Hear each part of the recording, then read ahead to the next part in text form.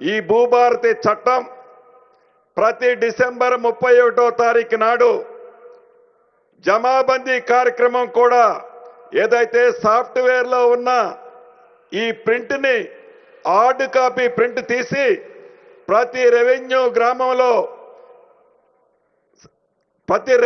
గ్రామాల్లో దీన్ని తప్పకుండా ఆ గ్రామంలో ఆ సంవత్సరంలో ఎవరైతే అమ్ముకున్నారో కొనుక్కున్నారో ఎవరి పేరు చేంజ్ అవ్వాలనో ఈ రెవెన్యూ అధికారి చెప్పిన అంశాన్ని ఆధారంగా ఆ ఎంఆర్ఓ గారు ఆ ఆర్డీఓ గారు ఆ రికార్డులని ఆ సంవత్సరంలో జరిగిన ట్రాన్సాక్షన్స్ అన్నిటినీ నీటిగా ఏ సమస్య రాకుండా స్పాట్లో అక్కడే పరిష్కరించే మార్గం కోసం ఈనాడు ఇంత పెద్ద ఎత్తున